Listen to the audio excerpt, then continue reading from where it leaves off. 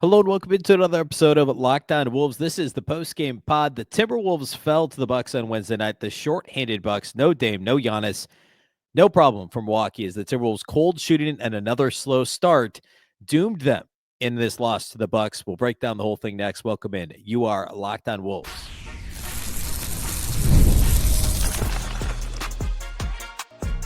You are Locked On Timberwolves, your daily Minnesota Timberwolves podcast. Part of the Locked On Podcast Network, your team every day. Hello and welcome to the Locked On Wolves podcast, part of the Locked On Podcast Network, your team every day. My name is Ben Beecken. I'm the host of Locked On Wolves. Happy Thursday, everybody. It is a game day. The Wolves take on the OKC Thunder tonight at Target Center, 7:30 p.m. TNT tip, but they lost on Wednesday night on the front end of a back-to-back in which the front end was eminently more winnable than tonight's game against an impossible Thunder team. Instead, the Wolves kicked away a very winnable game against a Bucks team missing Giannis Antetokounmpo and Damian Lillard. Lillard was probable coming to the game. It seemed like they were going to have to face Dame, but they didn't. And instead, they still found a way to lose. We'll talk about why. It's frustrating because it was such a winnable game for the Wolves, and they did a few things well, and they had good moments in this game. But the lack of firepower with the injuries they have when certain guys are just not on, where does the offense come from for Minnesota? And that's really what happened in this one. I want to dig in on some of the issues early in the game and then also some issues late. The middle stages were much better, which actually stop me if you've heard that before, right? Slow starts and bad finishes in close games. That's been kind of one of the subplots to the Wolves season this year. So a lot to get to today. First, though, off the top, a big thank you for making Locked On Wolves your first listen every day. Of course, this show is free and available everywhere, including YouTube, as well as all of your favorite audio platforms. Wherever you like to listen to podcasts, you can find Locked On Wolves. You can also watch on the Locked On Sports Minnesota app on both Roku and Amazon Fire TV. And a reminder, you can sign up for the daily newsletter. The Locked On Wolves newsletter is one stop for Ultimate Wolves and NBA coverage delivered right to your inbox. Sign up for free right now at lockedondaily.com. Again, that's lockedondaily.com. All right. The Bucks came in having lost 6 out of 8. They didn't have Giannis in this game. They haven't for 5 games now, I think. They didn't have Lillard. They were starting Kyle Kuzma, who I think was playing his 3rd game in Milwaukee. Kevin Porter Jr. playing his 2nd game in a Bucks uniform coming off the bench for them. Like a couple of kind of borderline rotation guys starting for them.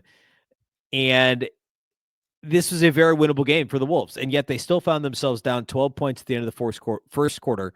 They gave up 36 first quarter points to this zombie Bucks team. And yet it was still the offense that was maybe more frustrating in this game. The moral of the story is the cold shooting for Minnesota.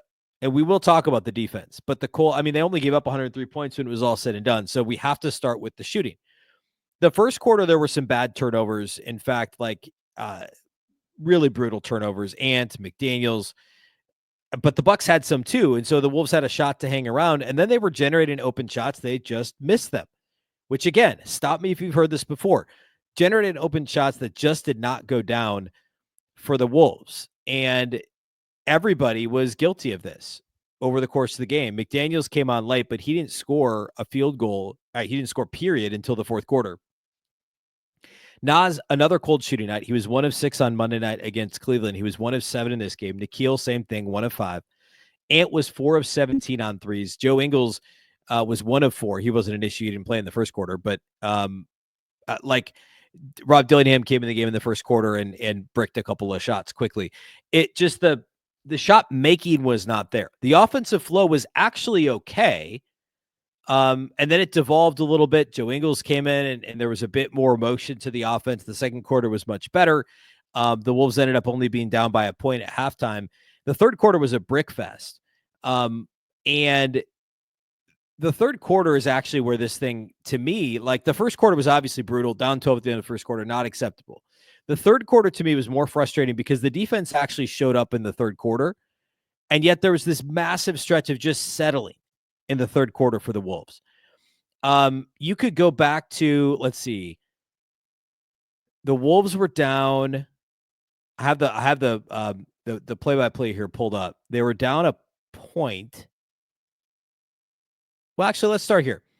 They were down by 7, actually. So the Bucks had they're only down a point at halftime. Lead goes to 7 for Milwaukee with just over 7 minutes left in the third quarter. Ant misses a 3. Okay.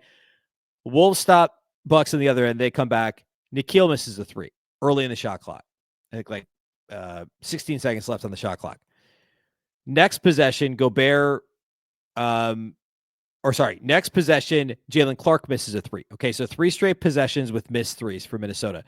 The next possession down, Terrence Shannon Jr. actually makes a really nice runner from 10, 12 feet away. Really impressive play. And it was the one shot inside the arc during the stretch. The Bucks miss on the other end. So the Bucks keep missing too.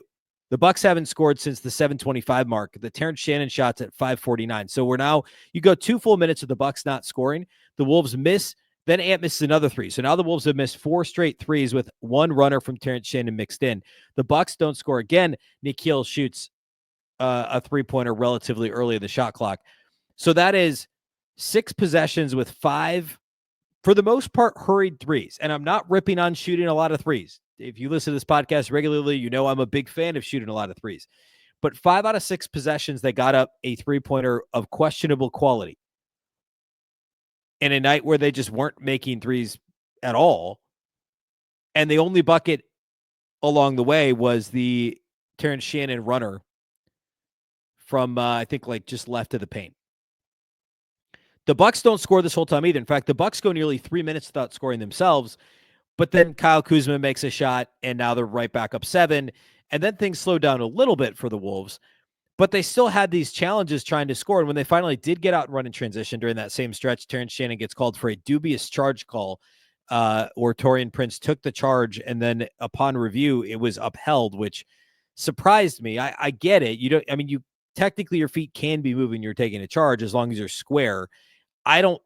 It was pretty borderline to me. And I guess if it's borderline, then you stick with the call on the floor is probably the reasoning. But that hurt the Wolves during that same stretch. Then Nas got an and 1, cut it to 4. Terrence Shannon made a couple of free throws, cut it to 2. And then the Wolves actually took a lead late in the third quarter. And this is why it's so frustrating, is the Bucks offense was completely anemic. And then they let them get back into it on the offensive side of the ball. They knocked down a 3 right at the end of the quarter with AJ Green. He gets going a little bit, hits a couple shots in the fourth quarter. And down the stretch, the Wolves defense just could not stop Milwaukee. The perimeter defense for Minnesota, again, in this game, like I know they only gave up 103 points. I know Milwaukee only shot, they ended up shooting 44% from the field, 40% from 3. And the Wolves did a good job on the defensive glass. And I said coming into this game, I didn't think offensive rebounding would be an issue or I shouldn't say, how do I want to say this? I thought defensive rebounding would be a strong suit for Minnesota in this game because Milwaukee doesn't exactly crash the glass very much. They're not great at it, especially without Giannis. And it wasn't. It was just Milwaukee got enough quality shots and enough looks in the paint. And we'll talk about the paint on both sides of the floor because that was a big problem. And there were blow-bys down the stretch. I mean, in the final possession of the game for Milwaukee in a tie game. Well, actually, let's talk about the final couple of possessions. Anthony Edwards gets exactly what he wants. Tries to go for a 2-for-1, crosses up. I forget who's guarding him. Gets a wide open shot from 18 feet, and it goes in and out. Would have been a go-ahead bucket. Milwaukee comes down. Mercifully, no timeouts during this stretch. And Brook Lopez gets Rudy to close out hard on him on the left wing deep because Lopez had already hit a couple of really deep threes that Gobert did not close out far enough on. Lopez gets Gobert to draw all the way out on him. He beats him off the dribble to his right, stops. Gobert flies by, gets underneath him, and fouls him. It was the correct call. A little ticky-tack in that situation, but it was a foul. Lopez makes both free throws. The Wolves have just over 10 seconds, 2 timeouts, but don't call a timeout. I understand why Finch did it, given the personnel Milwaukee had on the floor. He didn't want them to go offense, defense, and make subs. He didn't want them to set the defense. And given how bad the Wolves have been with set plays at the end of games, I get it. In the moment, I was a little frustrated, but I thought about it. Okay, fine. I get it. And turns out, Ant did get a clean look at a step-back 3, which is a good shot for him. I know they didn't need a 3. And at home, a lot of times you play for the tie. On the road, you play for the win. That's a good shot for Anthony Edwards. Maybe not on this night when he's struggling with the shot. He's 4 of 16 from 3 at that point. But in general, that's a shot you live with, and he missed it, and they lost the game. So just both those weren't bad looks from Ant in the final minute, and they both easily could have gone down. And then in between, you had more shoddy defense from the Wolves, and it wasn't obviously not just Rudy. I mean, like the defensive, the overall presence on the perimeter for Minnesota. I mean, Gary Trent went 8 of 12 in this game off the bench. He's had 21 points in 29 minutes. They gave 4 of 6 shooting to Andre Jackson. Like they weren't staying in front of guys consistently. And that has been a theme for a team that has good perimeter defenders. It's really maddening. Talk about a couple other key things here in this game. Then we'll close with individual studs and duds. That's all coming up here next. Today's episode is brought to us by our friends at Wayfair. After the holiday hustle, there's nothing like giving your home a little TLC. I always find that decluttering and refreshing my space helps me get back into a routine. Whether you're tidying up, clearing out, or just want to give your space a new look to start the year, Wayfair has everything you need, all within your budget. I'm currently looking for a lamp, for a potentially new rug for the living room, and also a coffee table. You can use a coffee table for our living room. And so I have several tabs open. So does my wife. We've been discussing different options at Wayfair for a while now. And eventually, when we make a decision, we're going to be super happy with it. I'm confident of that. They have a huge selection, which frankly is part of my decision paralysis right now. But the best part about Wayfair, besides the selection, is the free and hassle-free delivery, even for the larger items. Their site is so easy to navigate that you can find anything you need in no time. And really, there's something for every style and every home, no matter your space or budget. They make it easy to tackle your New Year's home goals with endless inspiration for every space. Give your home the refresh it needs with Wayfair. Head to wayfair.com right now. That's wayfair.com, Wayfair.com. Wayfair, every style, every home.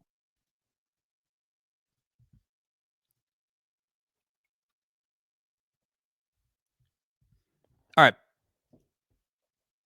So we've talked about the cold shooting at the beginning. And if I could pick one thing that was an issue in this game, it was the cold shooting. Like that period. If they have a normal shooting game off of the open shots that they were ultimately able to generate in this game, they win. Probably by multiple possessions. They just missed so many open shots. And by the way, I said Nas was 1 of 7 on threes. The only one he made was his last one, which I think tied the game in the final couple of minutes. It was a massive shot, and it was wide open. The Wolves were generating open shots all night. So for them to shoot 10 of 44, which is 22.7% from three, is particularly maddening because of the quality of shots that they were getting.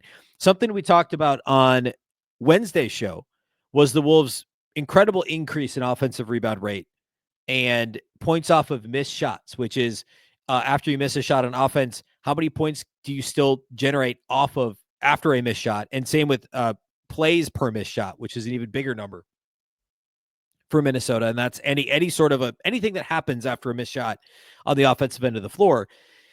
And the Wolves did that again. They had 15 offensive rebounds in this game to only 6 from Milwaukee. They were a plus 11 overall on the glass in this game. Rudy had 6 offensive rebounds once again. Jaden had 3. Jalen Clark had 2, which is a strong suit for him. Despite not a good game, he was active on the offensive glass and, of course, missed a pair of bunnies right after getting those offensive rebounds. But that continued to be a positive sign for Minnesota, or at least a positive development for Minnesota, was crashing the offensive glass and generating extra opportunities, but it didn't lead to that many points because they just didn't shoot the ball well. Not only were they missing threes, I glossed over this earlier, but like the Jalen Clark missed shots is a good example, or a good, a good segue to talk about that. They missed a lot of bunnies at the rim. There was a sequence in the second quarter where Ant missed a layup. Jalen Clark got a defensive, it might have been late first quarter, got an offensive rebound and missed a layup right after it. There's another one where it might have been Ant also missing a close shot. Rudy Gobert gets the offensive rebound, and instead of dunking it, he tries to do the little two-handed lay-in thing, and it bounces out. And then in the second half, Jalen Clark, another nice offensive rebound, kind of emerges from the pack. Suddenly the ball falls, and he's just right there under the rim, misses a wide open layup, really no pressure on him at all. I mean, that's just 4 examples right there that I after the game was just okay, these are the there were a lot of these situations for Minnesota, and those 4 are just, again, just a handful of these examples.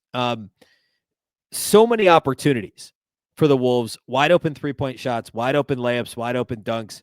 The one bounce they did get was the Nas and one where he tried to throw it down on, I think it was AJ Green, and was fouled and the ball bounced in. Like, other than that, were not fortunate when it came to bounces around and on the rim. And I'm not just saying they were unlucky. They just have to make those shots. You can't leave any doubt. And then, that kind of led into that third quarter stretch of settling for bad shots and early shots in the shot clock that I talked about. Ant searching for his shot all along the way. And then ultimately it's the defense down the stretch that fails Minnesota when they need it most. But the missed bunnies at the rim, the missed 3-point shots that were wide open really killed Minnesota in this game. Ultimately, Milwaukee shot 12 of 30 from three. So they shot 14 less threes than Minnesota, and they made 2 more. They were 40% from outside the arc. The Wolves were under 23%. Free throws were about even. Wolves, again, plus 11, rebounding the basketball, and fast break points, pretty much even. Like, I didn't want the Wolves to get into a track meet. They didn't. That was fine. Points to the paint. Ultimately, the Wolves beat Milwaukee there because of Rudy Gobert. They were plus 22. But again, Milwaukee, they had no business even getting 34. Like, they don't have anybody that besides Bobby Portis that plays down low. With no Giannis, obviously that number is very different if Antetokounmpo plays in this game. Brook Lopez isn't exactly trying to score a bunch in the paint. I'm shocked he only had 11 points on 5 shots. I can think of all 3 shots he made in this game. Besides Bobby Portis in the 23 minutes off the bench, like, there's not an inside presence here. And the Wolves just allowed too much dribble drive penetration. They allowed too many open kickouts for threes, and we're scrambling a little bit too much on defense. And that led to a loss. Those are the biggest things, really. The cold shooting, the sloppy start, the missed bunnies at the rim, the missed 3-pointers that were wide open, and then the perimeter defense. First quarter, fourth quarter, they gave up 36 points in the first, 33 points in the fourth. Combined in the second and third quarters, Minnesota only gave up 34 points. Okay, I'll say that again. 36 points in the first quarter, 33 points in the fourth quarter. A combined 34 points between the second and third quarters is what they gave up to Milwaukee. Offensively, it was ugly for most of the game. The third quarter was the worst quarter, which we talked about, that stretch where they settled for those threes and missed them. The bunnies, there were more missed bunnies in the first half, right at the rim, but it continued to be a problem in the second half too. And look, we've said this all season, they can't keep losing these close games, especially at home. They're only 5 games above 500. They're only 2 games above 500 at home. And they have they played the league's most clutch games, and they have the worst record in clutch games. They're below 500 in these one possession games. And against a team is, you think of the Miami game they lost back in, I think, November with no Jimmy Butler and, guys not playing for Miami. You think of the, this is another one with stars missing. There were a couple more mixed in there where, look, they don't have their best guys. You can't lose this game if they just have, and again, some of it's bad luck. It's just unfortunate. This is when you have your bad shooting night. And we should talk about the supporting cast. We'll get into studs and duds here in a minute. But Anthony Edwards had an off shooting night, clearly. And you could tell early on. He made 4 of his first 5 shots, and then all of a sudden it was he made 4 of his first 5 shots, and then he went 6 of 28 the rest of the way, which is under 25% from the field.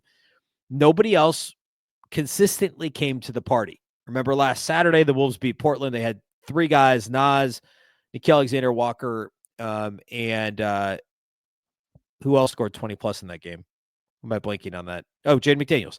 Those 3 guys all had 20-plus, and Ant, of course, didn't play because the Saturday game against Portland. Then Monday in Cleveland, Ant goes off. Nobody else scores more than 13 points in the game. Nobody else could score efficiently. In this game, Ant's shot is off, but he plays. You get 20-plus from Gobert and Nas, but all these guys shooting open threes, including Nas, can't find success. Nickeil has another off night, 5 points on 6 shots in 33 minutes. Jalen Clark, a bad night off the bench. They're not ever really clicking on all cylinders at the same time. And that's maybe the easiest, kind of crudest way to summarize the season to this point through 55 regular season games just prior to the All-Star break is exactly that. They had a top 5 defense the first 3 months of the season. They've had a top 7 offense the last 6 weeks. but the defense has slid a little bit, and they're bad in close games. And they've just, you have these dominant Ant stretches, and you have stretches where he's off and other guys are great. And then you're so healthy for the first 3+ months. And then all of a sudden you get Randle and DiVincenzo, and now Ant's banged up and everybody's hurt at the same time. It seems like that's kind of what this year has been to this point. All right, let's close the show by talking individual studs and duds. We'll do that here next.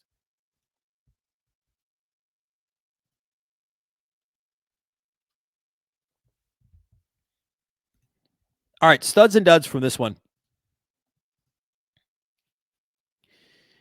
Studs, I'm going to go with Rudy Gobert. I know I ripped on how he defended Brook Lopez a little bit. And I stand by that. The last possession, it was okay defense. It wasn't as good as it needed to be in that moment. But what he was able to do in the paint against the undersized Milwaukee team was important. I thought the Wolves could have tried going small, given how Brook Lopez wants to play. And if you want to look at the single game plus minus in this game, Nas was a +10, Rudy was a -13. There was that Houston game a week ago where Chris Finch played Nas at the 5 down the stretch because the Rockets could not stop the Wolves offense and Gobert wasn't on the floor. That could have worked here. Now, Lopez was on the floor down the stretch, but I actually think because mostly what he wants to do is take you off the dribble anyway or shoot threes, like somebody a little bit more mobile, like Nas Reid, may have been a better matchup there down the stretch. And that might have been the button I pushed. But I thought Rudy overall was good. 10 of 14 shooting. He should have gotten to the line a couple of times, and he actually somehow had 0 free throw attempts in this game. 14 rebounds, 6 offensive. He also had 4 assists and only 2 turnovers, 1 steal, 1 block. I thought he was good, despite some of those issues defending against Lopez. Nas also gets a stud in this game, 22 points on 7 of 17. I know he was only 1 of 7 on threes. He did get to the line 7 times. He was active. He was efficient. He had 13 rebounds in 33 minutes, which the Nas Reid rebounding machine thing has been a great turn. That's been long one of my criticisms of Nas Reid is the dude's great. He's a positive player, but the glass work, especially early in his career, left something to be desired. Now he's played more at the 4 and he's even played some at the 3 the last couple of years. And, it becomes less important. But he was great in this game. 22 and 13, 2 assists, 1 block, was a +10 in 33 minutes. My last stud is Terrence Shannon Jr. The rookie, TJ Shannon, was fantastic. He got his first rotation minutes the other night. He had 11 points on 4 of 7 shooting in this game. He was 1 of 3 on threes. He made his first 3-point attempt, got to the line, had 6 assists, only 1 turnover, which was that questionable charge call that Taurean Prince took. He had 5 rebounds in 20 minutes, 1 steal and 1 block. Okay, so 11 points, 6 assists, 5 rebounds in 20 minutes. 11 points on 7 shots, 2 stocks, and only 1 turnover. The Wolves don't have very many stat stuffers. They don't have guys that turn in these nights. Like we talk about, Kyle Anderson would have those, 4x4 nights and 4x5 nights where he would have, at least 4 different categories, right? He'd have 4 rebounds, 4 assists, 4 steals, and, 4 blocks or something. Not actually, but, I guess 4+ points. That was like that was the thing Kyle Anderson would do. The Wolves don't have many of those guys currently. Like when Jaden's on, he'll do it. When Ant has a really good game, he'll do it. They don't have very many of those guys. Terrence Shannon could be one of those guys. He plays at a breakneck speed, great in transition. And I said this about him when the Wolves drafted him. You can go back and listen. And I talked about this. I had Sonny from Locked On Illini on the show after the draft last June. And we talked about Terrence Shannon just being a terror in transition. He's not a sharpshooter, but he's a volume 3-point shooter with great distance.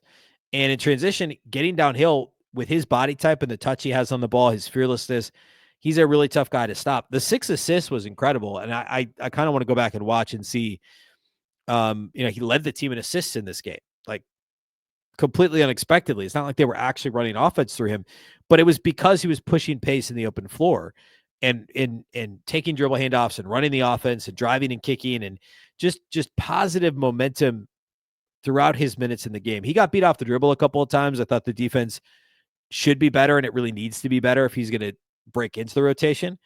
But I thought he was a lot of fun to watch in this one. Duds. Jalen Clark, man, he's been a revelation, but he struggled in this game. 14 minutes, 0 of 6 shooting. He missed those 2 layups I talked about. He also missed 2 wide open threes. I think they both went in and out, or at least one of them did. 2 rebounds, both offensive, and both led to missed layups. Nothing else. No assists, no steals, no blocks. In 14 minutes, only committed 1 foul, which was a questionable call, but we saw him have issues with fouls on Monday. He's got to play better if he's going to keep that rotation spot. Otherwise, it's funny how quickly this changes. The other day, we were just worrying about how's he going to play when DiVincenzo comes back. I still think he's a phenomenal defender and has a real shot at being a sticking as a rotation guy here moving forward, but not a good game for Jalen Clark. Rob Dillingham, same thing. 2 points on 5 shots, 1 of 5. He only played 13 minutes, 0 of 2 on threes. Missed his only free throw attempt. It was a nice and 1 opportunity. That was the only bucket he made, but he missed the free throw. 1 rebound in 13 minutes and 0 assists to 1 turnover. Was a team worst. Take that back. Besides Rudy Gobert, second worst plus minus of the team is a -6. Chris Finch actually called him out after the game too, and said that he's got to be better at leading the offense. And I think that's true. Like Rob is he is a point guard, but he's a shoot first guard. That's just who he is. And that's okay. He needs to have that, use that sort of, that dynamic ability and his knack for shot making to his advantage. But when the shot's not falling, you got to create for others. And there were a couple of wild shot attempts in this game for Rob Dillingham. So as good as one rookie, TJ Shannon was, a couple of duds for the other rookies in Jalen Clark and Rob Dillingham. Joe Ingles off the bench, I thought played well. 4 assists, no turnovers. He also had 4 rebounds, knocked down one of his 3 3-point attempts. Was a +8, was fine. We talked about Nikhil's struggles. He could have been a dud too, but at least he had 5 assists, and I thought his defense was marginally better than some of the other perimeter guys. Jaden McDaniels was very quiet early, had some big buckets late. We talked about Ant's inefficient game. He didn't turn it over. He just couldn't get shots to fall. I don't know that there's too much to glean from this one for Ant. I mean, he ended up shooting 16 twos and 17 threes in this game, only got to the line 5 times. So yeah, it would have been nice to have a little bit of a better game from Ant, but it's just one of those nights shooting wise. And it's tough because we've had so many of those shrug the shoulders, one of those nights this season. And yeah, I mean, they're piling up. They're piling up for the Wolves. All right. OKC comes to town. It's a TNT game tonight. So it is at 7:30 Central. OKC did play on Wednesday. So both teams are on a back-to-back leading into the All-Star break. They kind of make all these teams play these back-to-backs. OKC was at home against Miami and won by 14 in a game they were up really big early. So they're probably a little bit more rested than Minnesota, although Minnesota doesn't have to travel. So they come to Target Center on Thursday night. After play on, I'm recording this after the majority of games have finished. Yeah, there's still a couple of West Coast games happening, actually, as I record this following the game. So pending the outcome of the Clippers game, they're in a close game at halftime against Memphis. If the Clippers were to lose, the Wolves in LA would be tied for the 6th spot. If they win, the Wolves are alone in the 7th spot in the West and a game and a half up on Sacramento and a game behind the Clippers if the Clippers beat Memphis tonight. Of course, the Wolves still have tiebreakers over both LA teams, and they're, 3.5 behind the Lakers currently. So a lot to shake out here still. As I've said for the last couple of weeks, though, the 5 seed is very much in reach for Minnesota, and the 4 seed is not completely out of the question either. It's going to be very tough to beat OKC. They've only lost 9 games all year. They've won like 7 in a row once again. But that's who the Wolves have on Thursday night. Of course, the only other time they played them was New Year's Eve this year. So, all right. Following the Thunder game, we'll have the live Locked On Wolves postcast over at Locked On Sports Minnesota on YouTube. You can check that out. That audio will be right here on this feed. If you missed the postcast last night with Jack and Luke, you can listen to it. It's the episode before this in the audio feed, wherever you get podcasts. I'll be back on Friday with the postgame pod following Wolves Thunder on Thursday night. And depending on how that game goes, I don't know. If the postgame pod can be shorter, then maybe I'll talk a bit of All-Star on tomorrow's show. If not, we'll definitely talk post All-Star. I feel like there's a bunch of Wolves participating on Saturday, which there's not. I like to make predictions. I feel less inclined to do so this year, but we'll definitely talk about what happened over the weekend on Monday's show next week. So Yeah, we have that to look forward to. I do enjoy All-Star Weekend, as silly as some of it is. It's always fun. It's nostalgic for me to just sit down and watch all of it. So, all right, that's all we got for you tonight here on the show. A big thank you for making Locked On Wolves your first listen every single day. Of course, this show is free and available everywhere. That includes YouTube, as well as all of your favorite audio platforms. Wherever you like to listen to podcasts, you can find Locked On Wolves. You can also watch on the Locked On Sports Minnesota app on both Roku and Amazon Fire TV. And you can follow at X at Locked On T-Wolves and also at Beecken with 2 B's, 2 E's, CKEN. Of course, the Locked On Wolves podcast is part of the Locked On Podcast Network. The Locked On Network is your local experts on all the biggest stories. Once again, I'm Ben Beecken. This is the Locked On Wolves podcast, and we'll catch you next time.